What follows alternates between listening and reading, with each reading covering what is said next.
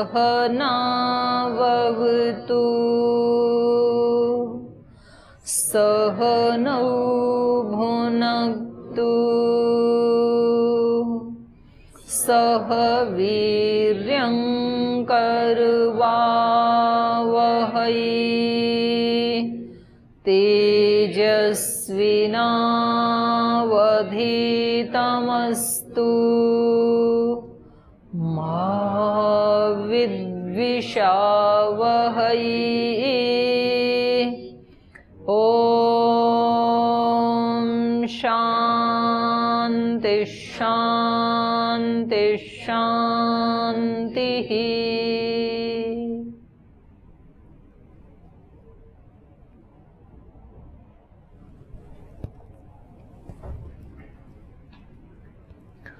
कल पढ़ रहे थे हम भूर्भुवः स्वः के विषय में, और एक जो चेतन पुरुष है उसकी व्यापकता के बारे में पढ़ रहे थे कि सूर्य जैसे जो विराट शरीर हैं, तेजस्वी शरीर हैं, उसमें भी वही चेतना है, और ये जो मनुष्य है इसमें भी वही चेतना है। तो इसकी दक्षिण आँख में जो दिखाई दे रहा है और उस सूर्य मंडल में जो दिखाई दे रहा है वो एक ही चेतन तत्व है, और इन दोनों का संपर्क किसके माध्यम से होता है? रश्मियों के माध्यम से।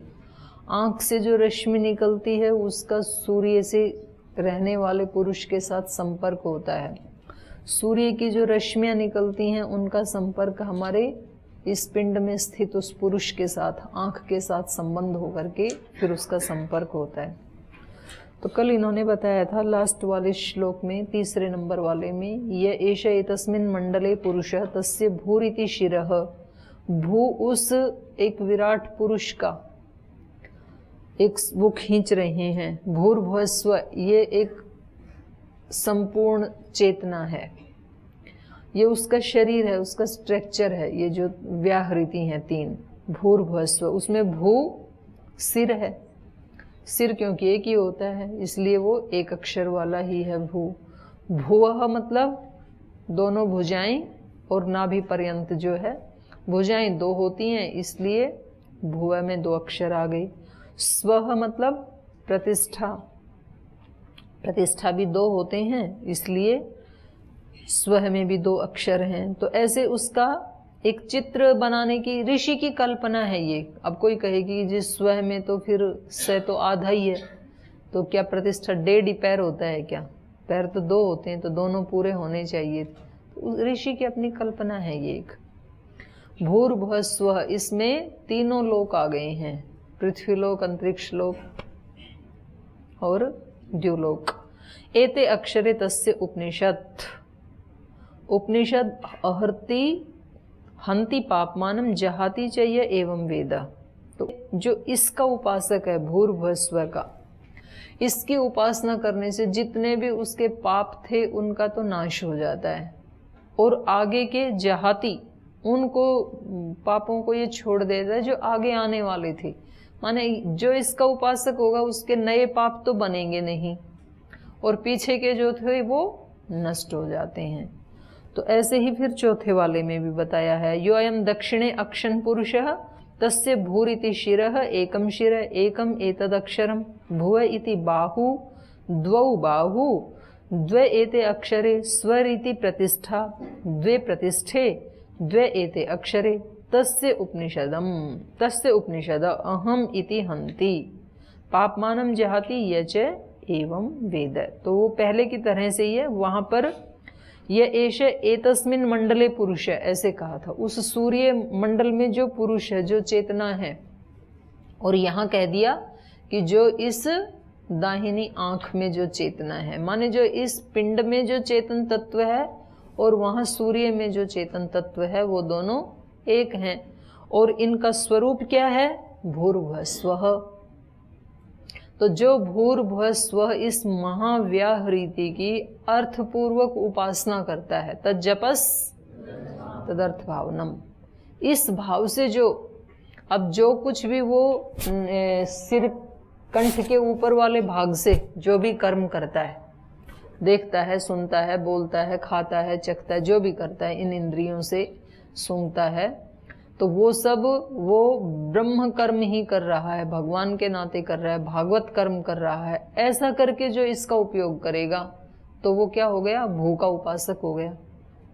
और जो अपने हाथों से और नाभि पर्यंत जो भी अंग प्रत्यंग हैं उनसे जो भी कर्म करता है, आंतरिक कर्म या बाह्य कर्म, वो सब ईश्वर के नाते कर रहा हूँ, ईश्वर की ही उपासना है, ऐसा सोच करके जो अपने सब कर्मों को ब्रह्ममय भागवत बना लेता है, भागवत कर्म का उसको रूप दे देता है, तो वो भुआ का उपासक है। और नाभि से नीचे पैरों से जो भी कर्म करता है, जहाँ भी चल करके जाता है ऐसे पवित्र स्थान में ही जाता है, कहीं गलत स्थान में नहीं जाता है। उसके पैर कहीं उसको ऐसी जगह नहीं लेकर के जाते हैं जहाँ बदनामी होने की आशंका हो। तो जो इस प्रकार से इस शरीर का उपयोग करता है तो वो सचमुच भूर्भुवः स्व का उपासक है। ये केवल शब्द का उपासक नहीं, यहाँ पर तज्जपस तदर्थ भावना, उसका जो अर्थ है उसका जो उपासक है, तो उसका फिर उसके साथ ही तादाद में हो जाता है। जैसे सूर्य के सामने अंधकार नहीं आ सकता है, ऐसे इस मनुष्य के सामने इसके जीवन में अंधकार नहीं टिक सकता है।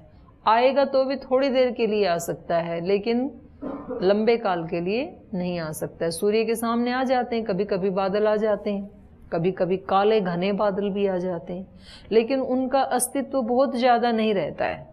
घंटा, 2 घंटा, 4 घंटा, 6 घंटा, 1 दिन, 2 दिन, 3 दिन, उसके बाद तो सूर्य की ही विजय होती है, बादल को हटना पड़ता है। ऐसे इस साधक के जीवन में प्रतिकूलताएं आ सकती हैं, कहीं अज्ञान आ सकता है थोड़ी बहुत देर के लिए, लेकिन वो ज़्यादा देर टिक नहीं पाएगा। जो भूर्भुवः स्व का उपासक है तो उसका आत्मा सूर्य के समान इन सारे बादलों को छिन्न भिन्न कर देता है। तो ये हम कल पढ़ रहे थे। अब आज हम पढ़ेंगे जो विराट मनोमय पुरुष है उसका निवास स्थान कहाँ है। उसका निवास स्थान हृदय में है, ये आज हम पढ़ेंगे। कल वाले में से आपका कोई प्रश्न हो तो आप पहले पूछ सकते हैं। प्रणाम दीदी। दीदी यहाँ पे प्रतिष्ठा से क्या अर्थ ले रहे हैं? प्रतिष्ठा एक तो हिप्स को कहते हैं, जो बैठना, आश्रय, और पैर जिनके आश्रय पे पूरा शरीर खड़ा हुआ है ना, प्रतिष्ठा होता है आश्रय। तो आश्रय 2 ही है ना, दोनों पैर के आश्रय से तो पूरा शरीर खड़ा हुआ है। जैसे दीदी इसमें यूँ कह रहे हैं ना कि गलत स्थान पे प्रवृत्ति नहीं होंगे पैर, या गलत जगह पे नहीं जाएंगे, तो वही पैरों का सदुपयोग है, प्रतिष्ठा का सदुपयोग वही है। तो दीदी एक प्रश्न उठ रहा था कि जैसे परम पूज्य श्रद्धेय मुरारी बापू जी हैं, तो वो गणिकाओं के बीच में गए थे कथा करने, तो उसको गलत नहीं मानेंगे? अब वो आपकी दृष्टि में गणिका है, जो जा रहा है उसकी दृष्टि में तो वो एक आत्मा है। क्या गलत है और क्या सही है ये इस व्यक्ति के ऊपर डिपेंड करता है।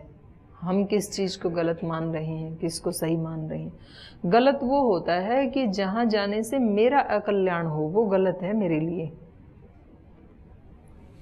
मतलब दीदी हमारी आंतरिक स्थिति के ऊपर निर्भर है। आंतरिक स्थिति के ऊपर निर्भर है, और मेरा कल्याण किस में है ये मुझे देखना है।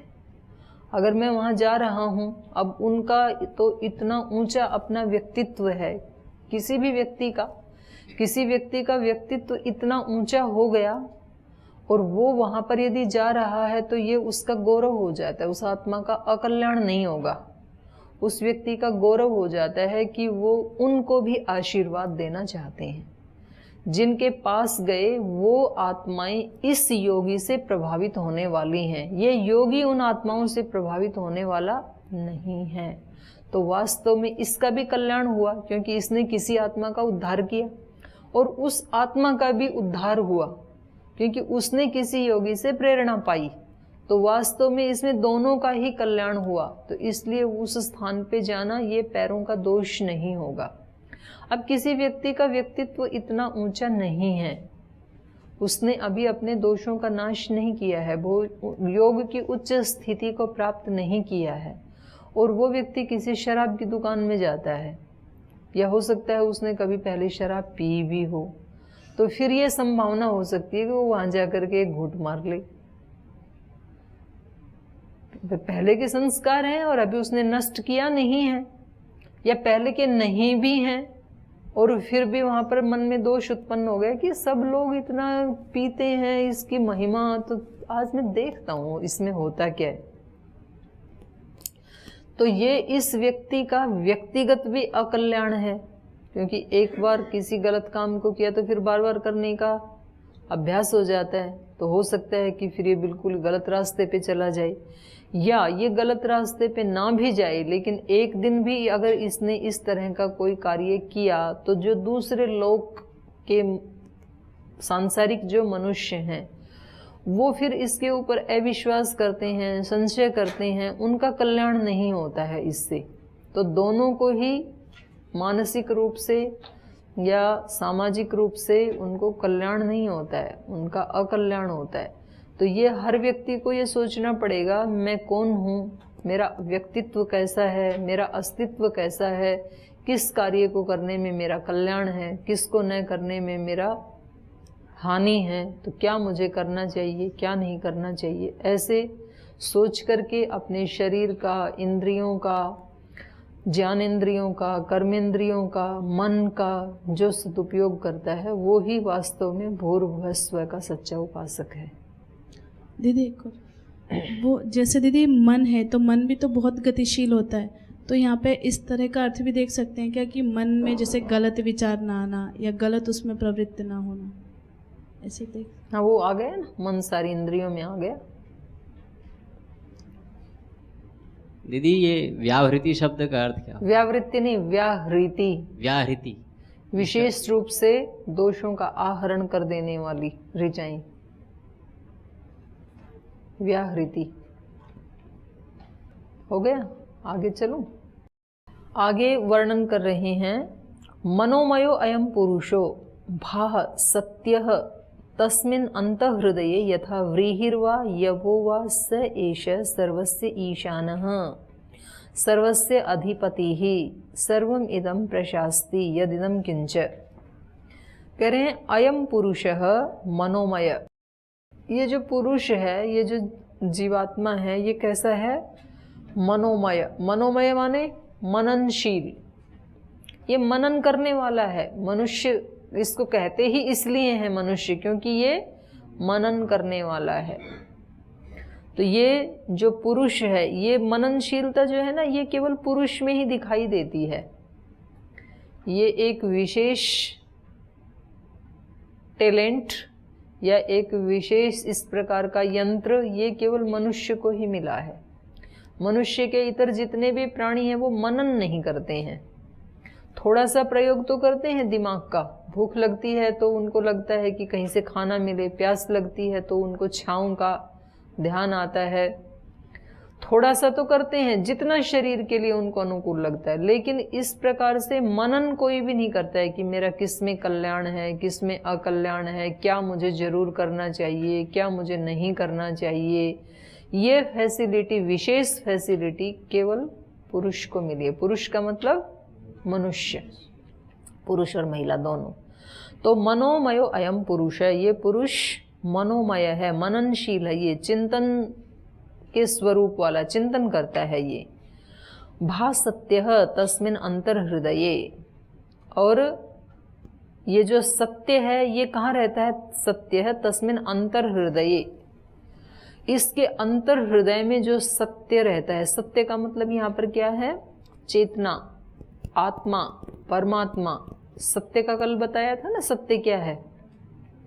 सत्य के जो 3 अक्षर हैं वो ही क्या हैं? ईश्वर को ही सत्य कहा था ना, कि ब्रह्म ही सत्य है। तो यहाँ पर भी वही अर्थ है, सत्यः तस्मिन् अंतर्हृदये भाः। हृदय में जो सत्य रहता है उस सत्य को ये आभाषित करने के लिए, भाः मतलब आभासित करना, उसको अभिव्यक्त करने के लिए, उसको प्रकट करने के लिए। तो अंतर हृदय में निहित जो सत्य है उसको प्रकट करने के लिए ये पुरुष क्या करता है? मनन करता है, चिंतन करता है, मननशील है ये। और वो सत्य कैसा है? पूरे शरीर में उसकी स्थिति कैसी है? यथा व्रीहिर्वा यवो वा। शरीर तो स्थूल है लेकिन वो उस स्थूल में से बहुत छोटा सा है। व्रीहि तो कहते हैं गेहूं को और यव कहते हैं जौ को। तो माने शरीर की दृष्टि से जैसे कोई छोटा सा जौ का टुकड़ा हो या गेहूं का बीज हो, तो इसका मतलब ये नहीं है कि आत्मा का वही साइज है।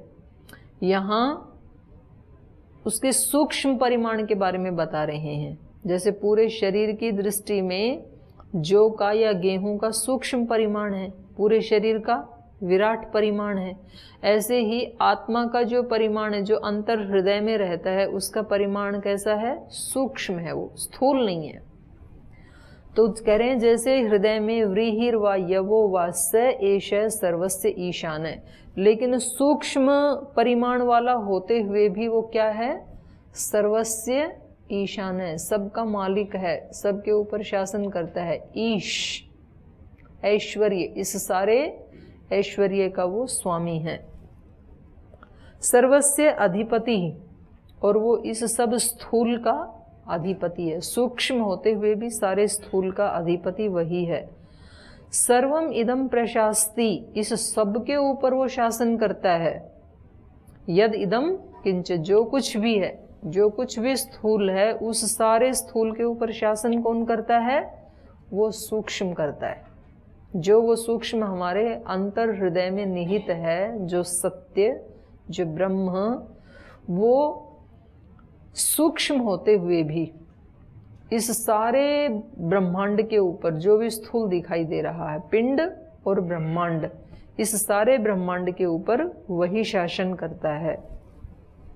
अब ब्रह्मांड में इतने बड़े बड़े दीर्घ आकार वाले ग्रह, उपग्रह और जो पृथ्वी जैसे जो बड़े बड़े दीर्घ आकार वाले जो भूत हैं, जो शरीर हैं, उन सब को भी जो न दिखने वाला है, जो सूक्ष्म है, वो इन सब को नियम में बांध करके रखता है।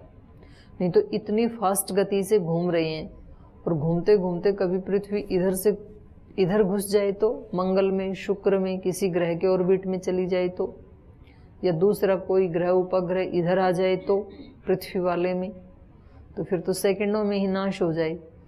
और कितने लगभग 200 करोड़ वर्ष तो इस सृष्टि की आयु है, और अभी तो वैज्ञानिक कह रहे हैं कि नहीं 200 करोड़ नहीं 1400 करोड़ है। उनको कुछ ऐसे प्रमाण मिले हैं कि वो कहते हैं 200 करोड़ नहीं, इसकी आयु तो लगभग 1400 करोड़ वर्ष पुरानी है।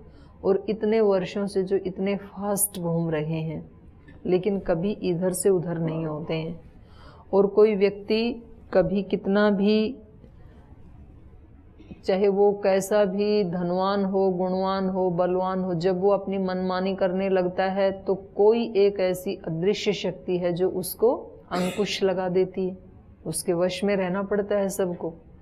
नहीं तो जितने भी ये धनवान व्यक्ति थे वो गरीबों को नहीं जीने देते, और जितने भी ये शब्दवित लोग थे वो अनपढ़ लोगों को नहीं जीने देते। तो चलता ही नहीं। फिर तो बेचारे ये आत्माएं जो हैं वो तो, उनका तो जीना ही एकदम दुभर हो जाता। लेकिन कोई एक शक्ति है जो सबको बैलेंस करके रखती है, सबको अपने वश में रखती है।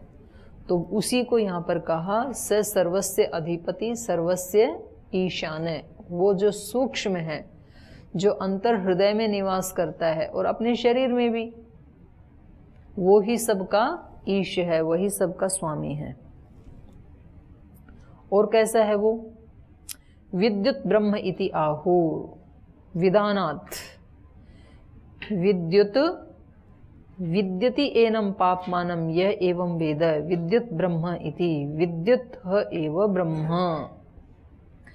आगे उसको कहा कि वो कैसा है? विद्युत। विद्युत वैसे बिजली को कहते हैं ना, और बिजली क्या करती है? विद्युत ब्रह्म। ये ब्रह्म कैसा है? विदारण करने वाला है। विदिर विदारणे धातु है ना, फाड़ देना। तो बिजली जब गिरती है तो क्या करती है? जिस वस्तु पे गिरती है उसको विदीर्ण कर देती है, उसको फाड़ डालती है। मनुष्य पे गिरे तो उसके आर पार चली जाती है, वृक्ष पे गिरे तो वृक्ष को फाड़ देती है, मकान पे गिरे तो मकान को फाड़ देती है, उसके अंदर से प्रविष्ट हो जाती है वो। तो इसलिए ब्रह्म कैसा है? विद्युत ब्रह्म इति आहु, उस ब्रह्म को विद्युत कहते हैं। क्यों? विदानात्। विदानात् मतलब नाश कर देने से, खंडन कर देने से, वो खंडित कर देता है। किसका? पापमानम, पाप का या पापी का। पाप उसके सामने टिक नहीं सकता है। सूर्य किसका नाश करता है? अंधकार का। अंधकार सूर्य के सामने टिक नहीं सकता है। पाप ब्रह्म के सामने टिक नहीं सकता है। तो कह रहे हैं कि ये विदानात्, खंडन कर देने से, नाश कर देने से, चीर देने से। विदानात् विद्युत, विद्यति एनम, ये इस पापमानः, इस पापमानः एनम विद्यति, पाप से इसको, जो अच्छा व्यक्ति है इसको तो विद्यति, बचा लेता है, और जो पापी है उसको नष्ट कर देता है। तो दोनों काम करता है, पाप से बचाता भी है और पाप का नाश भी कर देता है। वह ब्रह्म इसलिए विद्युत कहलाता है। विद्यति एनम पाप मनः, इसको पाप से बचा लेता है इस व्यक्ति को, और जो पापी है उसको विदीर्ण कर देता है। ये एवं वेद, जो ऐसा जानता है तो वो विद्युत ब्रह्म इति, वो उस विद्युत रूप परमात्मा को, जो ये जानता है कि मैंने कुछ भी गलत काम यदि किया तो कोई एक ऐसी शक्ति है जो मुझे समूल नष्ट कर देगी, तो फिर वो पाप से बचता है। वज्र से बचते हैं ना लोग, विद्युत से। जब बहुत जोर से बिजलियां कड़कने लगती हैं, बरसने लगती हैं, तो लोग क्या करते हैं? अपने घर में सुरक्षित रहते हैं, घर से बाहर नहीं निकलते। घर से बाहर निकलेंगे तो हमारे ऊपर वज्रपात हो सकता है, इसलिए छिप करके रहते हैं, बचते हैं उससे। तो मनुष्य पाप से क्यों बचना चाहता है? उस विद्युत रूप परमात्मा का चिंतन करके कि यदि मैंने कुछ गलत किया तो वो मेरे को विदीर्ण कर देगा। और जब कोई व्यक्ति ये सोचता है कि ये गलत काम करने का, मेरे इससे बचने का मेरे अंदर तो सामर्थ्य नहीं है, तो इससे मुझे कौन बचा सकता है? वो ब्रह्म ही मुझे बचा सकता है। तो कभी ऐसी स्थिति होती है हमारी कि मेरे जीवन में ये एक संघर्ष आ गया है, चाहे वो मानसिक संघर्ष है, शारीरिक है, सामाजिक है, आर्थिक है, कैसा भी संघर्ष कभी किसी के जीवन में आता है, तो वो व्यक्ति कहता है कि मैं इस संघर्ष से पार निकलने की शक्ति अपने अंदर नहीं पा रहा हूँ, नहीं है मेरे अंदर इतनी शक्ति कि मैं इसको पार कर सकूं। लेकिन मैं ये भी जानता हूँ कि इसको मुझे ही पार करना है। कोई दूसरा व्यक्ति बाह्य दृष्टि से तो सहायता कर सकता है, लेकिन जो मेरे चित्त की स्थिति बन गई है, जो मेरी वीकनेस बन गई है कि मैं दूसरों के दोष देखता हूँ, दूसरों के ऊपर शंका करता हूँ, दूसरों का अपमान करता हूँ, दूसरों से द्वेष करता हूँ, ये मेरी वीकनेस है, इसमें दूसरे का दोष नहीं है। और मैं इनसे बाहर निकल नहीं पा रहा हूँ, मेरे अंदर शक्ति नहीं है, सामर्थ्य नहीं है कि मैं ऐसा ना करूँ। मैं जो नेगेटिव सोचता हूँ, मुझ में सामर्थ्य नहीं है कि मैं इन नेगेटिव विचारों को रोक सकूँ, वो आते हैं मेरे अंदर। तो फिर मैं क्या करूँ? क्योंकि ये तो मुझे ही दूर करना है। बाहर यदि धन का अभाव होता तो हो सकता है किसी धनी व्यक्ति से प्रार्थना करता और वो मेरी धन के रूप में सहायता कर देता, तो मेरा अभाव मिट जाता। अगर मेरे अंदर बाह्य बल का अभाव होता और किसी बलशाली से मैं प्रार्थना करता तो शायद वो मेरे बल की पूर्ति कर देता। लेकिन ये तो मेरे अंतःकरण की कमजोरियां हैं, ये तो मेरे चित्त की वीकनेसेस हैं, तो इनको तो कोई भी दूसरा व्यक्ति दूर नहीं कर सकता है। आप मेरे अंतःकरण में निवास करते हैं, आप इनको ठीक ठीक जानते हैं और आप ही इनका विनाश कर सकते हैं। और आप इनका ऐसे ही विनाश कर सकते हैं जैसे कोई वज्र जिस वस्तु पे गिरता है उस वस्तु का नाश कर देता है। तो ऐसे आप मेरे अंतःकरण में स्थित जो दोष हैं इनका विद्यति, उनका आप विनाश कर दीजिए दोषों का, और मेरी रक्षा कीजिए। तो इसलिए ये जो विद्युत रूप परमात्मा है, ये दोनों के लिए विद्युत किस रूप में है? पापी के लिए उसके पाप का नाश करने वाला है, और जो साधक है उसको पाप से बचाने वाला है। तो जो ऐसा जानता है, यह एवं वेद, जो इस रूप में परमात्मा को जानता है कि केवल वही मात्र मुझे बचा सकता है, तो वो फिर विद्युत रूप ब्रह्म की उपासना करता है। विद्युत ब्रह्मेति, विद्युत एव ब्रह्म, एव और लगा दिया, क्योंकि ये विद्युत जो है ये ब्रह्म का ही स्वरूप है, या ब्रह्म जो है वो विद्युत स्वरूप ही है, वो ही केवल नष्ट कर सकता है। वाचम धेनुम उपासीत तस्याश्चत्वारस्तनः स्वाहाकारो वषट्कारो हन्तकारः स्वधाकारः तस्या द्वौ स्तनौ देवाः उपजीवन्ति स्वाहाकारं च वषट्कारं च हन्तकारं मनुष्याः स्वधाकारं पितरः तस्या प्राण ऋषभो मनोवत्सः। अगले खंड में बता रहे हैं कि वाचम धेनुम उपासीत, वाणी को क्या बताया यहाँ पर? धेनु। धेनु कहते हैं जो दूध देने वाली गाय है उसको धेनु कहते हैं, और जो दूध नहीं देती है उसको गो कहते हैं। दो शब्द प्रयोग किए जाते हैं ना गाय के लिए, धेनु मतलब गाय, गो मतलब गाय। तो धेनु और गो में अंतर क्या है? जो दूध देने वाली है उसको धेनु कहते हैं। इसलिए हमारे यहाँ उत्तर भारत में, हरियाणा में बोलते हैं धीणा। घर में धीणा है तो धीणा का मतलब है दूध देने वाला पशु है, गाय या भैंस, तो वो विशेष रूप से धेनु के लिए होता है, लेकिन वो भैंस के लिए भी लोक में प्रयुक्त हो जाता है। तो यहाँ धेनु कहा वाणी को, अर्थात दूध देने वाली। दूध मतलब अमृत, अमृत जिससे झरता है, ऐसी है ये वाणी। वाचम धेनुम उपासीत, वाणी को धेनु के रूप में, अमृत निर्झर करने वाली एक शक्ति के रूप में उपासीत, उपासना करनी चाहिए। तस्याश्चत्वारः स्तनः, जैसे गाय की जो उपासना करेगा, धेनु की जो उपासना करेगा, तो उसको दूध मिलेगा ना, उससे अमृत मिलेगा। और अमृत कहाँ से मिलेगा? 4 स्तनों से मिलेगा, क्योंकि धेनु के 4 स्तन होते हैं। तो वो 4 स्तन कौन से हैं? स्वाहाकार, वषट्कार, हंतकार, स्वधाकार, ये 4 स्तन हैं उसके। स्वाहाकार, जब हवन करते हैं तो बोलते हैं ना, इदम अग्नये स्वाहा। तो ऐसे जो स्वाहा स्वाहा करते हैं, तो ये क्या कर रहे हैं? हम उस अमृत को धेनु से उपलब्ध कर रहे हैं। और वषट्कार, जो बड़े याग किए जाते हैं, जो बैठ करके आहुति दी जाती हैं, उनमें स्वाहा बोला जाता है। जो बड़े यज्ञ याग होते हैं उनमें खड़े होकर के आहुति दी जाती है, और वो पूरा मंत्र बोलने के बाद फिर वो बोलते हैं वौषट, जोर से उच्चारण करते हैं और फिर आहुति डालते हैं। जैसे स्वाहा के साथ डालते हैं ना, ऐसे बड़े याग में वौषट, तो इसको कहा वषट्कार है। और हंतकार, हंतकार मतलब ये दी जाती है पितरों के लिए। स्वाहाकार है, वषट्कार है, हंतकार है ना, हंतकार है मनुष्यों के लिए। हंत होता है प्रिय, तो जो प्रिय लगता है हमें वो चीज किसी को देना, तो ये मनुष्यों को प्रिय लगता है, तो एक इससे भी अमृत की प्राप्ति होती है। और स्वधाकार, ये होता है पितरों के लिए, तो वो आगे बता भी रहे हैं इसी में ही। द्वौ स्तनौ देवा उपजीवंती, 2 स्तनों के ऊपर तो देव अपनी उपजीविका चलाते हैं। 4 स्तन हुए ना, तो उसमें से 2 स्तन हैं स्वाहाकार और वषट्कार। तो स्वाहाकारम च वषट्कारम च देवा उपजीवंती, इन 2 स्तनों के अमृत से तो देव जिंदा रहते हैं, उनकी आजीविका चलती है।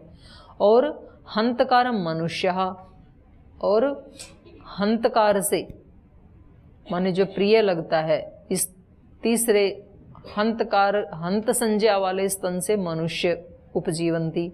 स्वधाकारम पितरः, और स्वधा, स्वधा ये एक नाम है पितरों को जो प्रिय लगता है, उससे इस स्वधा नाम के चतुर्थ स्तन से पितर जीवित रहते हैं। तस्या प्राणः ऋषभः मनः वत्सः, और ये जो धेनु है, वाणी रूपी जो धेनु है, उसका ऋषभ, ऋषभ कौन है? प्राणः, प्राणः ऋषभः। और फिर धेनु और बैल दोनों के संयोग से जो संतति उत्पन्न होती है वो बछड़ा, वत्सः मन उसका बछड़ा है। तो ये आलंकारिक वर्णन है, कल इसके ऊपर चर्चा करेंगे। आज समय हो गया, यही कक्षा को विराम देते हैं।